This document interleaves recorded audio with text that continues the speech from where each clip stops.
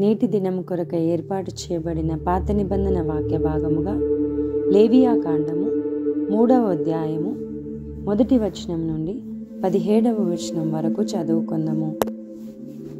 అతడు అర్పించినది సమాధాన బలి అయిన ఎడల, అతడు గోవులలోనిది తీసుకుని వచ్చిన ఎడల, అది మగదే గాని ఆడుదే గాని యెహోవా సన్నిధికి నిర్దోషమైన దానిని తీసుకొని రావలెను.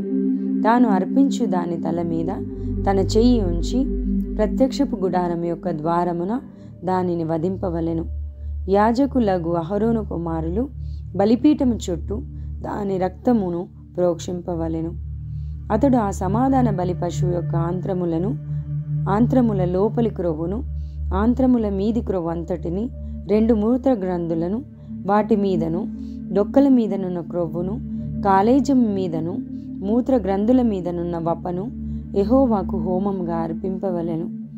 అహరోను కుమారులు బలిపీఠము మీద అనగా అగ్ని మీద కట్టెలపైనున్న దహన బలి ద్రవ్యము పైని దానిని దహింపవలెను. అది యెహోవాకు ఇంపైన సువాసన గల హోమము. యెహోవాకు సమాధాన బలిగా ఒకడు అర్పించినది గొర్రె మేకలలోనిదైన ఎడల, అది మగదే గాని ఆడుదే గాని నిర్దోషమైన దాన్ని తీసుకొని రావలెను. అతడు అర్పించు అర్పణము గొర్రె పిల్ల అయిన ఎడల యెహోవా సన్నిధికి దానిని తీసుకొని రావలెను. తాను అర్పించు దాని తల మీద అతడు తన చెయ్యి ఉంచి ప్రత్యక్షపు గుడారము ఎదుట దానిని వధింపవలెను.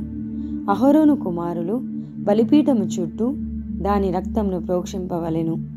ఆ సమాధాన బలి పశువు యొక్క క్రొవ్వును, ముడ్డి పూస మొదలుకొని క్రొవ్విన తోక అంతటిని, ఆంత్రములలోని క్రొవ్వును, ఆంత్రముల మీది క్రొవ్వు అంతటిని, 2 మూత్ర గ్రంథులను, వాటి మీది డొక్కల పైనున్న క్రొవ్వును, మూత్రగ్రంథుల మీది కాలేజము యొక్క వపను తీసి యెహోవాకు హోమం చేయవలెను. యాజకుడు బలిపీఠం మీద దానిని దహింపవలెను. అది యెహోవాకు హోమరూపమైన ఆహారము.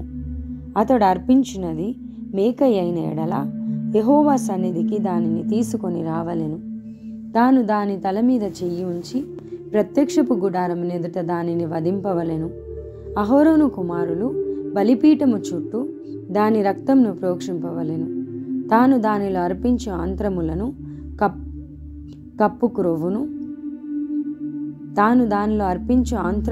కప్పు క్రొవ్వును, ఆంత్రముల మీది క్రొవ్వు అంతటిని, 2 మూత్ర గ్రంథులను, వాటి మీది డొక్కల పైనున్న క్రొవ్వును, 2 మూత్ర గ్రంథుల పైనున్న కాలేజం యొక్క వపను యెహోవాకు హోమముగా అర్పింపవలెను.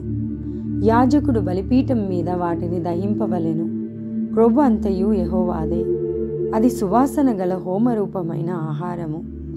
మీరు క్రొవ్వునైనను రక్తమునైనను తినకూడదు.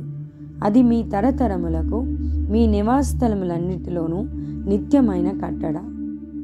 ఈ పరిశుద్ధ వాక్యమును దేవుడు దీవించి ఆశీర్వదించునుగాక. ఆమెన్.